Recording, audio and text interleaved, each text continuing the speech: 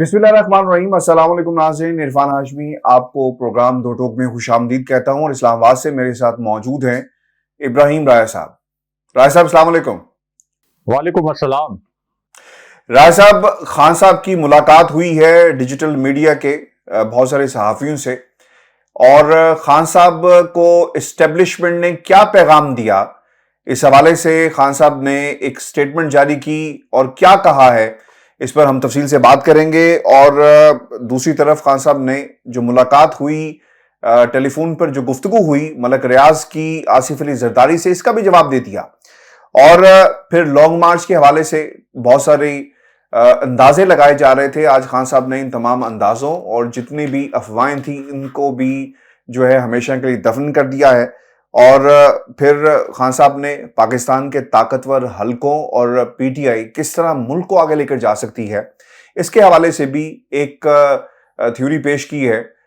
इस पर भी तफसील से हम बात करेंगे। और फिर शरीफ खानदान के हवाले से खान साहब का क्या कहना था, ये भी प्रोग्राम में शामिल करेंगे। राय साहब, मरीम नवाज ने भी कुछ गुफ्तगू की और वो जहाद की बात कर रही हैं और वो ये कहती हैं कि इमरान खान अपने बच्चों को भी मुल्क में बुलाएं और इस जहाद में शामिल हो जाएं। अब मरीम नवाज के बच्चे कहाँ पर हैं और आले शरीफ, हाउस ऑफ शरीफ के बच्चे कहाँ पर हैं, इस पर भी हम तफसील से बात करेंगे। और सबसे पहले राय साहब, इस्टेब्लिशमेंट के पैगाम के हवाले से खान साहब ने कहा है और पैगाम दिया गया पाकिस्तान के ताकतवर हलकों की तरफ से। ये पैगाम क्या था, हमने इसी प्लेटफॉर्म पे राय साहब इसका जिक्र किया। और आज दो टोक के प्लेटफॉर्म से जो बात कही गई, जो खबर दी हमने अपने सुनने वालों को, इसकी कंफर्मेशन आ गई है इमरान खान की तरफ से। और उन्होंने कहा कि मुझे पैगाम भेजा गया रात 11 बजे, लेकिन मैं इस हवाले से बाद में बताऊंगा। जी राय साहब। देखें हाशमी साहब, जो सहाफी हैं उनका काम होता है हकायक आपके सामने रखना। सहाफी का काम हुकूमत गिराना या असेंबली तोड़ना नहीं होता। वो असेंबली तोड़ने के हवाले से, हुकूमत गिराने के हवाले से या हुकूमत बनाने के हवाले से जिस किस्म की डेवलपमेंट्स हो रही होती हैं उनके मुतल्लिक हकायक व्यूअर्स के सामने लेके आता है।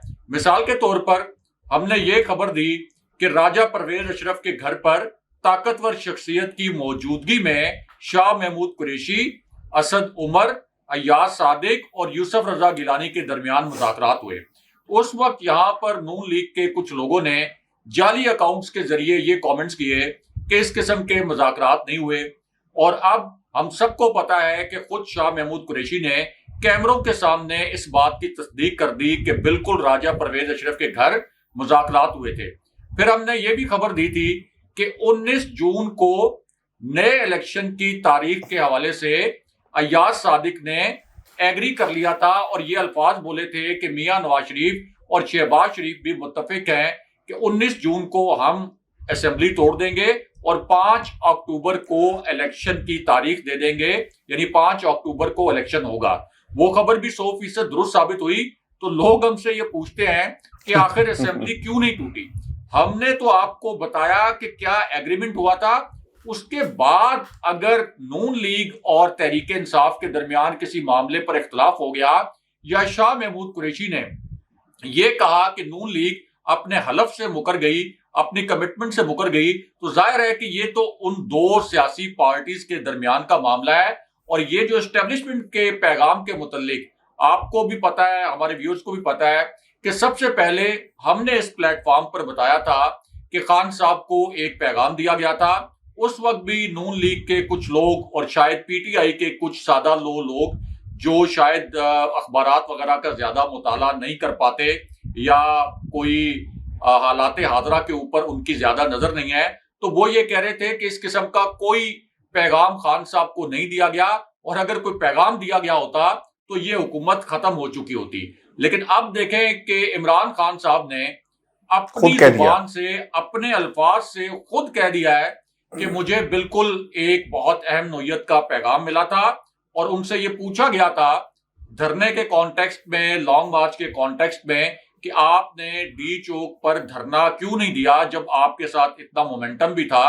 तो उसका जवाब जो खान साहब ने दिया, एक पैगाम के मुतल्लिक जब सवाल किया गया हमारी खबर कोई कोट करके, तो खान साहब ने कहा कि हाँ, پیغام مجھے دیا گیا تھا. پھر خان صاحب سے یہ بھی پوچھا گیا کہ وہ پیغام کس کا تھا, تو انہوں نے کہا کہ میں وقت پر بتاؤں گا, لیکن ہماری جو خبر تھی اس کی خان صاحب نے تصدیق کی کہ ان کو یہ پیغام دیا گیا تھا. راز صاحب, اس میٹنگ کے اندر جو ہوئی, بنیادی طور پہ سوالات ایسے تھے, اوبیسلی پاکستان کے حالات حاضرہ کے اوپر تحریک انصاف سے جو جڑے ہوئے سوال ہیں, خان صاحب کی شخصیت سے جڑے ہوئے سوال ہیں, ان کا ذکر کیا گیا. اس میں ٹاپ آف دا لسٹ جو سوال تھا, شاید یہ کہا جا رہا تھا کہ یہ جو آڈیو منظر عام پر آئی یہ حقیقت پر مبنی ہے. پاکستان کے وزیر اعظم نے بھی اس پہ کمنٹ کیا, پوری پیپلز پارٹی نے کمنٹ کیا, نون لیگ نے کمنٹ کیا, اور پھر اس کا جواب بھی آ گیا. اب باقاعدہ طور پر خان صاحب نے اس کی تردید کی کہ جناب ایسی کوئی بات نہیں تھی. ملک ریاض نے اگر گفتگو کی کسی کے ساتھ, اور جس طرح یہ آڈیو کو جوڑ توڑ کر پیش کیا گیا, اس کی بھی خان صاحب نے تردید کر دی ہے.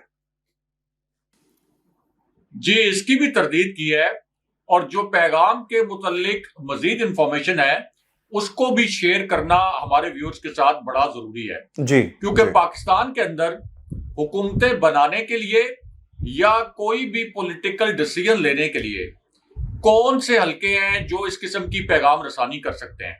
طاقتور حلقے. جب ہم طاقتور حلقوں کا نام لیتے ہیں اور طاقتور کا لفظ بولتے ہیں تو کچھ ہمارے دوست کہتے ہیں کہ ان کو طاقتور حلقے نہ کہا کریں. پاکستان کی سیاست کا تعین ہی یہ طاقتور حلقے کرتے ہیں.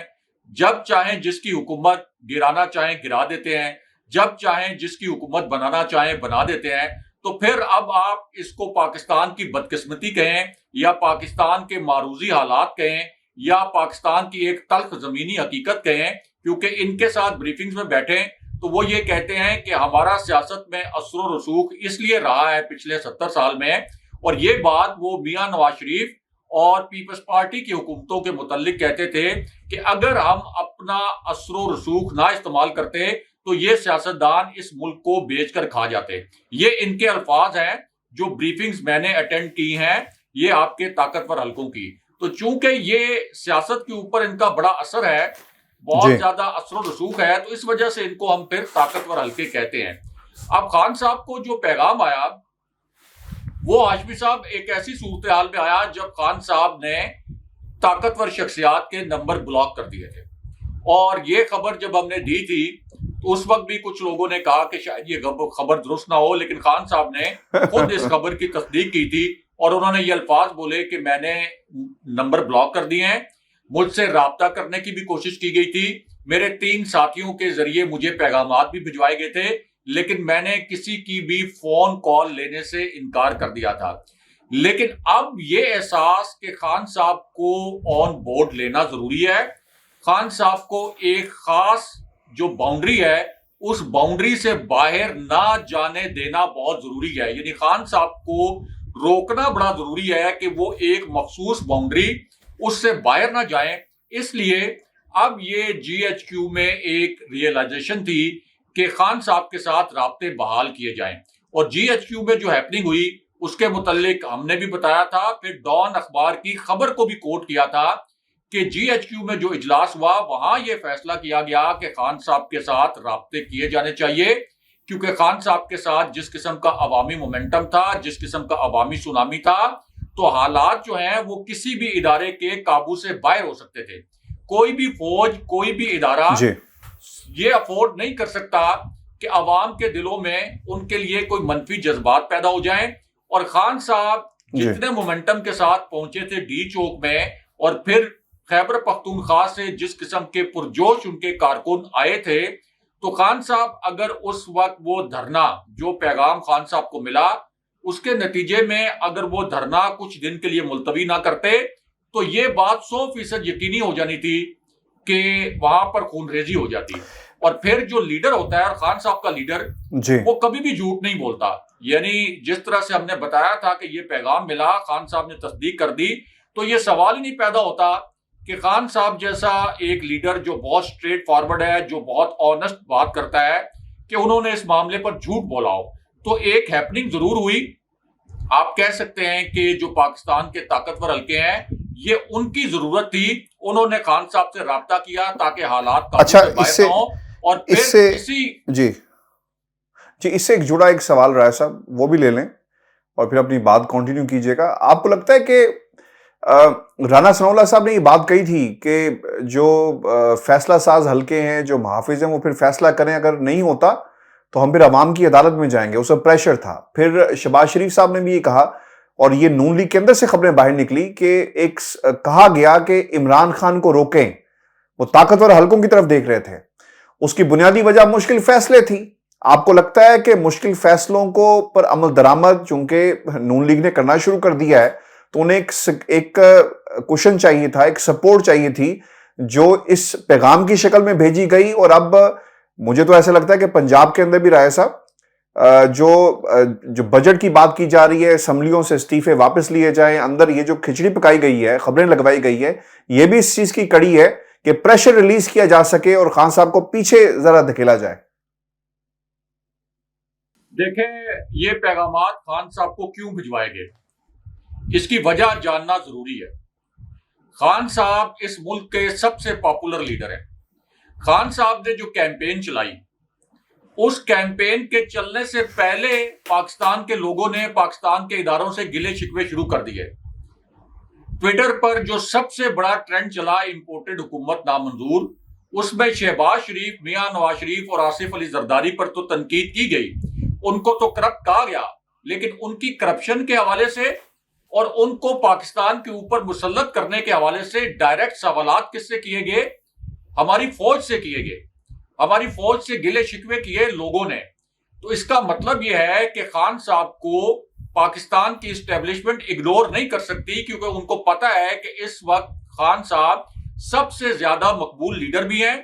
خان صاحب کا جو بیانیہ ہے اس نے لوگوں کے دلوں میں اثر بھی کیا ہے، اور لوگ ان کے بیانیے کو درست بھی سمجھتے ہیں. اور ظاہر ہے کہ سب کو پتا ہے، یہ اب ایک اوپن سیکرٹ ہے کہ خان صاحب کا جو بیانیہ ہے وہ درست بھی ہے.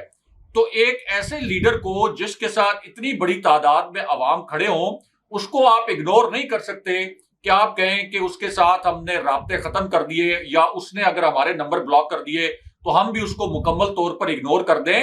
کیونکہ جب اتنے بڑے لیڈر کو آپ اگنور کریں گے تو اس لیڈر سے جڑے ہوئے جو کروڑوں کارکن ہیں، کروڑوں کی تعداد میں جو ووٹ لیے، اور ہاشمی صاحب یہ صرف ووٹوں تک معاملہ محدود نہیں ہے، خان صاحب کے کروڑوں سپورٹر ایسے بھی ہیں جو ووٹ دینے کے لیے پولنگ سٹیشنز پر تو نہیں گئے، لیکن خان صاحب کے موقف کی حمایت کرتے ہیں. یہ ہمیں سوشل میڈیا پر بھی نظر آتے ہیں، عام زندگی میں بھی آپ گپ شپ کریں تو وہ خان صاحب کی حمایت کرتے ہوئے نظر آتے ہیں. اور ببانگ دہل کہتے ہیں کہ یہ جو 30 سال پاکستان کے اوپر حکمرانی کرنے والا کرپٹ ٹولہ تھا، اس سے 100 گنا عمران خان صاحب بہتر تھے ایک حکمران کے طور پر. تو اس کا مطلب یہ ہے کہ خان صاحب کے کروڑوں ووٹرز کے ساتھ ساتھ کروڑوں سپورٹرز اور بھی ہیں. تو جس کی حمایت کی بیس اتنی بڑی ہو، اس کو اگنور نہیں کیا جا سکتا. تو یہ مجبوری اس وقت اسٹیبلشمنٹ کی تھی کہ وہ خان صاحب کے ساتھ اپنے رابطوں کے چینلز بحال کرے، اور یہ چینلز بحال کیے گئے ہیں. کچھ رابطے ظاہر ہے کہ ڈائریکٹ ہوئے ہوں گے، کچھ انڈائریکٹ سگنل بھیجے جاتے ہیں، جیسے ہم نے خبر دی تھی اور ڈان اخبار کی خبر کو کوٹ بھی کیا تھا کہ ایک ریٹائرڈ جج اور ایک ریٹائرڈ جنرل کے ذریعے خان صاحب کو کانٹیکٹ کیا گیا. اب جو آپ رانا ثناء اللہ کی بات کر رہے ہیں اور شہباز شریف کی بات کر رہے ہیں، جو انہوں نے ایک ان ایزینس کا اور اپنا آپ یہ کہہ لیں کہ ایک اس طرح کا تاثر دیا کہ ہم انکمفرٹیبل ہیں، کیونکہ ہمیں اسٹیبلشمنٹ کی جانب سے جو وائبز آ رہی ہیں وہ اس طرح کی ہیں کہ کسی بھی وقت ہماری حکومت ختم ہو سکتی ہے. تو ہم یہ نہ ہو کہ مشکل فیصلے بھی کر لیں اور اس کے بعد ہماری حکومت جو ہے وہ ختم بھی کر دی جائے. تو یہ بھی اصل میں ان تمام خبروں کی تصدیق کرتے ہیں یہ بیانات کہ خان صاحب کے ساتھ اسٹیبلشمنٹ رابطے میں ہے. رابطے سے مراد یہ نہیں ہے کہ خان صاحب ان کے ساتھ مل کر کوئی ساز باز کر رہے ہیں، بلکہ جو غلطی کی گئی، جو ایک بہت بڑی غلطی تھی، آپ یہ کہہ سکتے ہیں کہ اس کو کمپنسیٹ کرنے کے لیے مختلف طریقوں سے خان صاحب کے سامنے مختلف آپشنز رکھے جا رہے ہوں گے. لیکن ظاہر ہے کہ خان صاحب اسی آپشن کو قبول کریں گے جس میں واضح طور پر الیکشن کی تاریخ کا اعلان کیا جائے گا. راج صاحب، آج شیخ رشید کا بھی ایک ہم نے انٹرویو دیکھا اور اس میں انہوں نے کہا کہ 5 جون سے 25 جون بہت ہی اہم ہے اور بڑے فیصلے ہو سکتے ہیں. راج صاحب، بجٹ آ رہا ہے، اب یہ جو شیخ صاحب کا کردار ہے نا، میں نے پہلے بھی یہ بات کہی تھی کہ یہ لانگ مارچ سے بھی غائب ہو گئے، کہاں گئے کوئی پتہ نہیں، اور ان کا بڑا تعلق رہا ہے، جس طرح کاف لیگ کا اسٹیبلشمنٹ سے تعلق ہے، اسی طرح شیخ صاحب کا بھی اسٹیبلشمنٹ سے گیٹ نمبر 4 سے بڑا گہرا تعلق رہا ہے۔ یہ جو بات کر رہے ہیں یہ اشارہ ہے بجٹ کی طرف کہ بجٹ کو بھی پاس کروایا جائے گا، اور یہ سب جو ایلیمنٹس ہیں نا جو پی ٹی آئی کے اندر ہیں باہر ہیں، یہ کوشش کر رہے ہیں کہ خان صاحب جون کے مہینے میں بھی خاموش رہیں، اور انہیں الجھایا گیا ہے۔ الیکشن ٹھیک ہے، آپ نے مطالبہ کیا، عدالتوں کی طرف جائیں۔ آپ کو لگتا ہے کہ اسٹیبلشمنٹ نے اس لیول پہ بھی کردار ادا کیا، اور یہ بجٹ کو پاس کروانا اب یہ دوسرا ایک ٹارگٹ ہوگا؟ لانگ مارچ پہلا تھا جس کو ختم کروا دیا گیا، جس طرح بھی کروایا گیا، خان صاحب کا اپنا فیصلہ تھا، پیغام بھیجا گیا، 3 لوگ جن کا آپ نے بھی ذکر کیا، جج کا، جو بزنس ٹائکون ہے ان کا، اور پھر ایک جنرل کا۔ کیا یہ بھی اس طرح کوئی کام ہوگا کہ بجٹ کو بھی پاس کروایا جائے؟ اور یہ وہ سپورٹ ہے جو نون لیگ امپورٹڈ حکومت کہتی ہے کہ ہمیں اگر مل جاتی تو شاید ہم بہتر پرفارم کرتے، اور اسٹیبلشمنٹ اب یہ سپورٹ بھی دینے کو تیار ہے۔ دیکھیں عاصمی صاحب، ایک تو اپنے لیڈر کے اوپر ٹرسٹ کرنا چاہیے۔ اپنے لیڈر کے اوپر ٹرسٹ اس لیے کرنا چاہیے کہ لیڈر کو وہ تمام باتیں پتہ ہوتی ہیں جو عام لوگوں کو یا عام سپورٹرز کو نہیں پتہ ہوتی، اور پھر وہ باتیں ایک مخصوص وقت پر سامنے بھی لائی جاتی ہیں، اور حقائق، تمام وہ حقائق جو کہ ایک مخصوص وقت میں ان کے سپورٹرز کو نہیں پتہ ہوتے، وہ پھر ان سپورٹرز کو بتائے بھی جاتے ہیں۔ اب خان صاحب کے لیے یہ بہت آسان کام تھا۔ یہ جو کچھ لوگ سوالات اٹھاتے ہیں کہ خان صاحب نے دھرنا کیوں نہیں دیا، جب ان کے ساتھ مومنٹم بھی تھا تو ان کو دھرنا دینا چاہیے تھا، تو ان کی سوچ سے زیادہ بڑی سوچ ہے عمران خان صاحب کی۔ اگر انہوں نے دھرنا نہ دینے کا وہاں پر فیصلہ کیا تھا تو اس کے پیچھے ایک بہت بڑی سوچ تھی۔ ایک تو یہ پیغام، دوسرا یہ کہ خدا نخواستہ وہاں پر خون ریزی ہو جاتی اور فوج اور تحریک انصاف کے کارکن سامنے آ جاتے تو الٹا الزام بھی تحریک انصاف پر لگا دیا جاتا، کیونکہ ظاہر ہے کہ ریاستی ادارے بھی وہ کھڑے ہو جاتے اس امپورٹڈ حکومت کے ساتھ، اور اس امپورٹڈ حکومت میں میڈیا کو ویسے ہی مریم نواز مینج کر رہی ہیں۔ تو دوسری جانب جب خان صاحب کو پیغام بھی مل گیا اور خان صاحب یہ بھی دیکھ رہے تھے کہ وہاں پہ خون ریزی ہو سکتی ہے، تو اس سے وائز ڈیسیژن نہیں ہو سکتا تھا۔ اگر خان صاحب بھی اس وقت جذبات میں آ جاتے، کہتے کہ میں نے دھرنا ہی دینا ہے، تو اس سے نہ صرف پاکستان کا بلکہ تحریک انصاف کا اپنا بھی نقصان ہو جاتا۔ دوسرا جو آپ نے کہا کہ بجٹ پاس کرنا، بجٹ تو ہاشمی صاحب یہ پاس کروا لیں گے، کیونکہ ظاہر ہے کہ تحریک انصاف تو قومی اسمبلی میں موجود نہیں ہے، اور خان صاحب نے اب فیصلہ کر لیا ہے کہ تحریک انصاف کے جو ارکان قومی اسمبلی تھے انہوں نے جب استعفے پیش کیے تو اب وہ دوبارہ کسی بھی صورت قومی اسمبلی میں نہیں جائیں گے، تو بجٹ پاس کروانا تو کوئی مشکل کام نہیں ہے۔ اب شیخ رشید کے متعلق جو آپ بات کر رہے ہیں، وہ خود کہتے ہیں کہ میں اسٹیبلشمنٹ کا آدمی ہوں، میرے پاس اسٹیبلشمنٹ کے اندر کی خبریں ہوتی ہیں، کچھ خبریں ایسی ہوتی ہیں جو وہ بہت بڑھا چڑھا کر پیش کرتے ہیں، لیکن کچھ خبریں ایسی ہوتی ہیں جن کے متعلق جب وہ اشارے دیتے ہیں تو 10 15 20 دن کے بعد وہ خبریں درست ثابت ہونے لگتی ہیں۔ وہ اطلاعات جو ہیں جس قسم کے اشارے دے رہے ہوتے ہیں، وہ ہمیں پتہ چلتا ہے کہ آہستہ آہستہ جس قسم کی بات شیخ رشید نے کی تھی اس کے اوپر ڈائریکٹلی یا انڈائریکٹلی عمل درآمد ہونا شروع ہو گیا ہے۔ اب شیخ رشید نے جو کہا کہ 5 سے 25 جون تک کے دن بڑے اہم ہیں، یہ اس لیے اہم ہے کہ تحریک انصاف کیا حکمت عملی بناتی ہے، کیونکہ خان صاحب نے کہا ہے کہ ہم سپریم کورٹ کے فیصلے کی روشنی میں اپنے لانگ مارچ کی تاریخ کا اعلان کریں گے۔ تو اب امتحان یہ ہے سپریم کورٹ کا بھی اور پھر پاکستان کے اسٹیبلشمنٹ کا بھی کہ کیا عمران خان صاحب کو مجبور کرنا ہے کہ وہ دوبارہ سے ایک لانگ مارچ کریں، ایک دھرنا دیں، اور اس دھرنے میں رانا ثناء اللہ اسی طرح تشدد کریں، اور پھر اس کا جواب بھی تشدد سے دیا جائے۔ کیا خان صاحب کو اس نہج پر لے کے جانا ہے؟ اور پھر یہ بھی کہ خان صاحب ظاہر ہے کہ اکیلے نہیں ہیں، ان کے ساتھ جو کروڑوں لوگ اس وقت موجود ہیں، ان کی جو اتنی براڈ قسم کی سپورٹ بیس ہے، تو کیا اتنے بڑی جو ان کی سپورٹ بیس ہے اس کو آپ بالکل الگ تھلگ کر سکتے ہیں، اس کو اگنور کر سکتے ہیں؟ تو یہ اصل میں اداروں کا امتحان ہے۔ دوسرا یہ ہاشمی صاحب کہ یہ بات بھی بڑی ایویڈنٹ ہے، اور یہ بات ایک کامن سینس کی بات ہے کہ یہ جو 14 جماعتیں ہیں یہ مل کر کسی بھی صورت اکانومی کو آگے نہیں لے کے جا سکتے، کیونکہ ایک تو ان کے جو مفادات ہیں وہ جڑے ہوئے ہیں، مالی مفادات، معاشی مفادات، جو ذاتی ان کے مفادات ہیں، اس میں جو بندر بانٹ ہونی ہے، اس میں پھر اکانومی میں کنٹریبیوٹ کرنے کے لیے تو نہ آپ کے پاس کوئی زیادہ ایفرٹس ہوں گی، نہ کوئی زیادہ مالی وسائل ہوں گے۔ دوسرا، آپ نے دیکھا کہ ایک طرف یہ کہتے ہیں کہ ہمارے پاس تو زہر کھانے کے لیے پیسے نہیں ہیں، ڈاکٹر مصدق ملک نے کہا، اور ترکی جو گئے شہباز شریف، تو کتنے بڑے بڑے اشتہارات انہوں نے اخبارات میں چھپوائے، آپ سب نے دیکھے ہوں گے فرنٹ پیج کے اوپر۔ تو یہ بھی ایک میڈیا مینجمنٹ ہوتی ہے، میڈیا کو رشوت دینے کا یہ بھی ایک طریقہ ہوتا ہے۔ تو ترکی کے دورے کے اوپر شاید اتنا خرچہ نہ ہوا ہو جتنا خرچہ انہوں نے ان اشتہارات کے اوپر کر دیا۔ تو اب یہ اس قسم کے ڈرامے تو کریں گے کہ کسی طریقے سے اپنی حکومت کو فعال دکھائیں، شہباز شریف کی ایکٹیویٹیز دکھائیں، یہ بتائیں کہ شہباز شریف صبح 6 بجے جاگ جاتے ہیں، 7 بجے جاگ جاتے ہیں، لیکن سب کو پتہ ہے کہ یہ حکومت معاشی لحاظ سے ڈیلیور نہیں کر سکتی۔ اور خان صاحب کا جو نیشنل اکاؤنٹس کمیٹی، جو شہباز شریف کی حکومت کے آنے کے بعد جو اجلاس ہوا کہ 5.97% کے اوپر گروتھ ریٹ تھا، اس کو یہ کسی صورت 6% پہ نہیں لے کے جا سکتے، الٹا یہ گروتھ ریٹ نیچے آ جائے گا۔ اور ہاشمی صاحب، اس وقت صورتحال یہ ہے، آپ تو بڑے مزے میں بیٹھے ہوئے ہیں لندن، اتنی بدترین قسم کی لوڈ شیڈنگ ہو رہی ہے، اسلام آباد میں بھی اتنی بدترین قسم کی لوڈ شیڈنگ ہو رہی ہے کہ میں نے اپنے گھر کے اوپر سولر سسٹم لگوایا ہوا ہے۔ وہ سولر سسٹم 6 بجے کے بعد جب یہ لوڈ شیڈنگ شدید ہو جاتی ہے، ایگزاسٹ کر جاتا ہے، اس کے بعد یو پی ایس جو بیک اپ پہ لگا ہوا ہے وہ بھی ایگزاسٹ کر جاتا ہے، الٹیمیٹلی ہمیں جنریٹر چلانا پڑتا ہے۔ اتنی بدترین لوڈ شیڈنگ اگر اسلام آباد میں ہو رہی ہے تو آپ امیجن کریں کہ پاکستان کے چھوٹے شہر اور جو دیہات ہے وہاں پر کیا ہوگا۔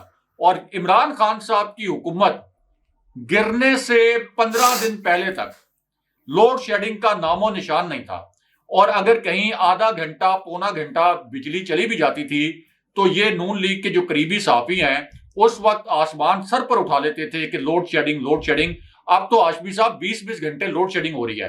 تو یہ تو لوڈ شیڈنگ کو مینیج نہیں کر پا رہے، یہ کس طریقے سے معیشت کو آگے لے کر جائیں گے؟ جس گاڑی کے 14 ڈرائیور ہیں وہ گاڑی ہمیشہ کریش ہی ہوتی ہے۔ اس لیے الٹیمیٹلی اسٹیبلشمنٹ کو انتخابات کی جانب جانا پڑے گا، اور طاقتور حلقے، ہم اس لیے کہتے ہیں کہ اس وقت صرف طاقتور حلقے ہی اگلے انتخابات کا فیصلہ کر سکتے ہیں، اس امپورٹڈ حکومت کے بس میں کچھ نہیں ہے۔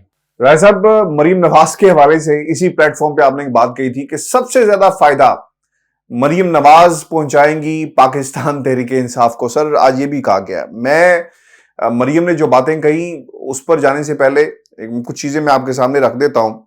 اور مریم نے کیا کہا، وہ یہ کہتی ہیں کہ ملکی معیشت وینٹیلیٹر پر ہے، عمران خان پاکستان کو IMF کے ہاتھوں گروی رکھ کر گئے۔ اچھا، اب انہوں نے نا بہت ساری ایسی باتیں ہیں جو بار بار دہرا رہی ہیں، ان کے پاس بھی کہنے کو کچھ نہیں ہے، اور بار بار معیشت کی بات کرتی ہیں، عمران خان کے لانگ مارچ کی بات کرتی ہیں۔ اچھا، آج انہوں نے یہ جملہ استعمال کیا کہ عمران خان کو ایک اور ثاقب نثار کی تلاش ہے، ججوں کی طرف دیکھ رہے ہیں کہ کوئی ڈھال بن سکے، کوئی فیصلہ ان کے حق میں سنا سکے۔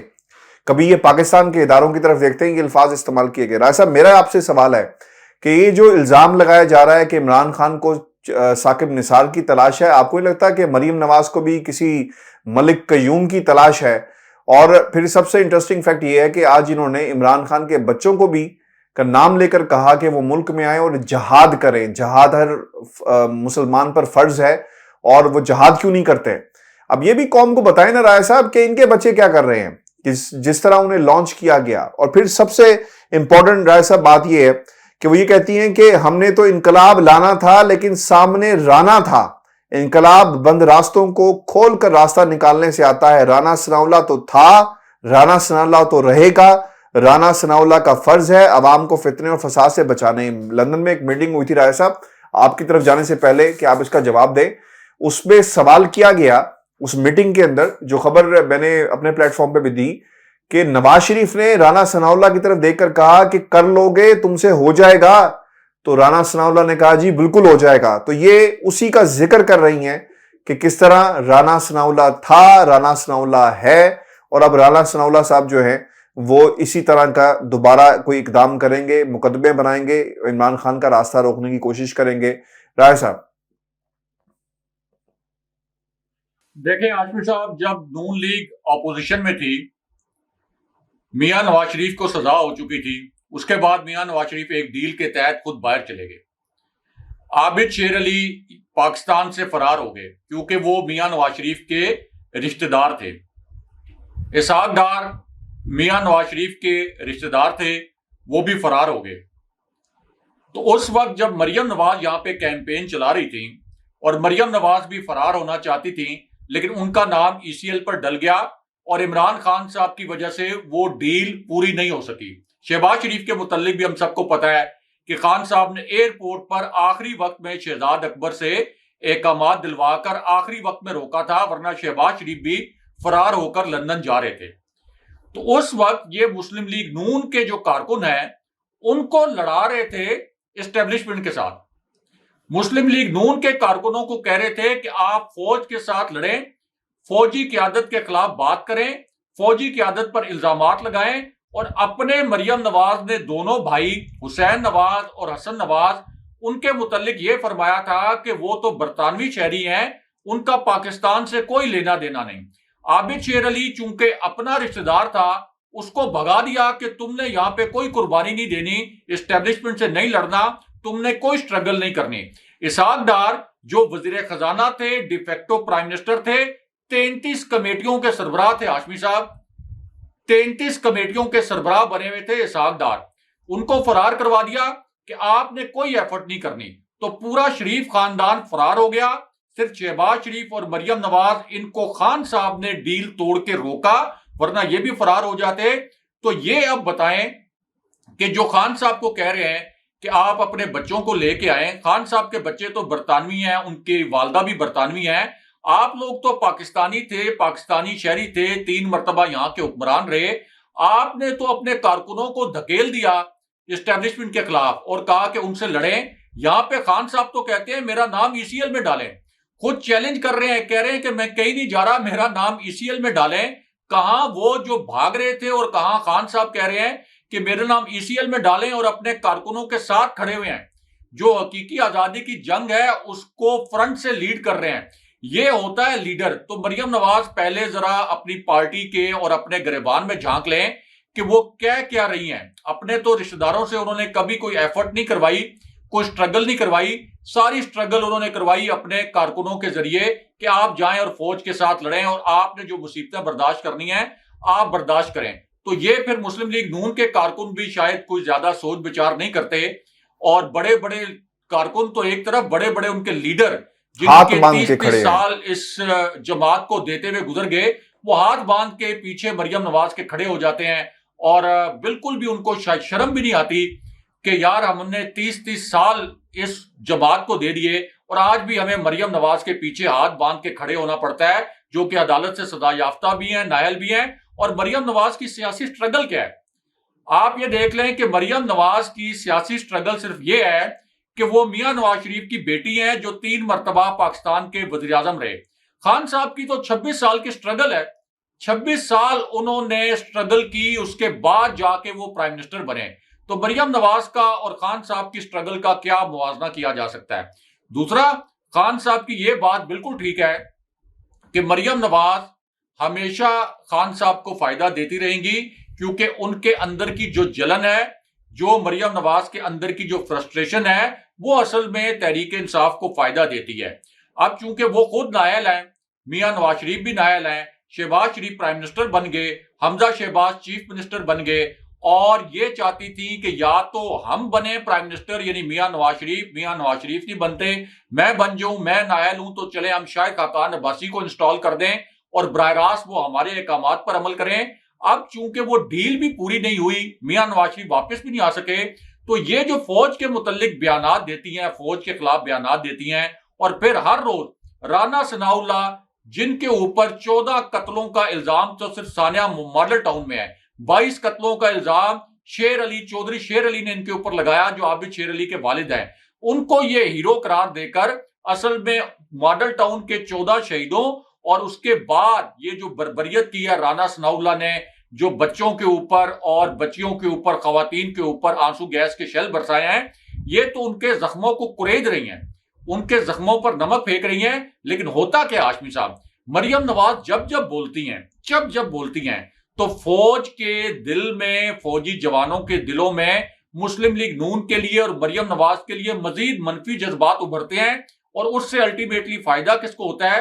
تحریک انصاف کو ہوتا ہے. جب مریم نواز اس طرح کی پکچر شیئر کرتی ہیں کہ ایک طرف حمزہ شہباز ہیں، شہباز شریف ہے، نواز شریف، اور وہ یہ کہتی ہیں کہ دیکھیں شریف خاندان حکمران، تو عوام میں جلن پیدا ہوتی ہے، عوام دل میں کڑتے ہیں کہ یہ ہمارے اوپر ایک ہی خاندان مسلط ہونا ہے، یہی خاندان رہ گیا ہمارے مقدر میں، اور یہ 4 لوگ ہی کیا حکمران ہیں. یعنی مسلم لیگ نون ایک بڑی پارٹی ہے، اور یہ اپنے خاندان کے 4 لوگوں کی پکچرز جو مریم نواز اپنے ٹویٹر اکاؤنٹ پہ بھی شیئر کرتی رہتی ہیں، تو اس سے عوام میں بھی نون لیگ کے لیے غم و غصہ بڑھتا ہے. اس وجہ سے خان صاحب بالکل ٹھیک کہتے ہیں کہ مریم نواز اصل میں ایک ہڈن سپورٹر ہی ہیں پی ٹی آئی کی، اور مریم نواز کی وجہ سے پی ٹی آئی کو فائدہ ہی ملتا ہے. صاحب یہ بات آپ بھی کہتے ہیں، آج اس کو بھی خیر خان صاحب کی طرف سے انڈورس کیا گیا ہے، اور مریم نواز کے لیے رانا ثناء اللہ صاحب کو 25 جون کو تو رائے صاحب طلب کر لیا گیا ہے، فرد جرم عائد ہوگی. اس کے اوپر بھی یقیناً جو انسداد منشیات کی عدالت ہے اور منشیات برآمدگی کیس میں اب دیکھنا یہ ہوگا کہ کیا فرد جرم عائد ہوتی ہے یا نہیں ہوتی، کیونکہ اس ملک کے اندر ایک وزیر اعلیٰ بن گیا، ایک وزیر اعظم بن گیا، تو یہ خیر اسی ملک کی ریت ہے، رواج ہے. انتظار کرنا ہوگا کہ کیا ہوتا ہے. ویورز، یہ آج کا شو تھا ہمارا. ابھی حکومت آئی ہے، عابد شیر علی واپس آ گئے. اندازہ کر لیں کہ جب سٹرگل کا وقت تھا تو اپنے رشتہ دار کو بھیج دیا. مسلم لیگ نون کے کارکنوں کو ان معاملات پر سوچنا چاہیے کہ ہم کیوں قربانیاں دیں. اپنے رشتہ داروں کو باہر بھیجو اور کارکنوں کو کہو کہ قربانیاں دو. تو مسلم لیگ نون کے کارکنوں کو کچھ شعور اپنا استعمال کرنا بالکل آپ ٹھیک کہہ رہے ہیں. خواجہ سعد رفیق نے اس حوالے سے ایک ٹائم پہ آواز بھی بلند کی تھی کہ بہت ہو گیا، اور ایسا ٹائم بھی رہا. جی، خواجہ سعد رفیق سے یہ سوال بھی کیا گیا تھا کہ آخر کیوں حمزہ شہباز چیف منسٹر، آخر کیوں شہباز شریف وزیر اعظم، آخر کیوں مریم نواز ہی پوٹینشیل وزیر اعظم اور میاں نواز شریف ہی؟ تو آپ کی پارٹی کے اندر تو اور بھی بڑے رہنما ہیں جنہوں نے پارٹی کے لیے تو کام کیا ہے. تو سعد رفیق نے کہا تھا کہ میرے پاس اس کا کوئی جواب نہیں ہے، اور سر جھکا لیا. بالکل آپ ٹھیک کہہ رہے ہیں. ویور جی، آج کا شو تھا. اپنے کمنٹس ضرور بھیجیے گا اور چینل کو سبسکرائب کرنا مت بھولیے گا. اجازت دیجیے، اللہ نے کے بعد. اللہ نے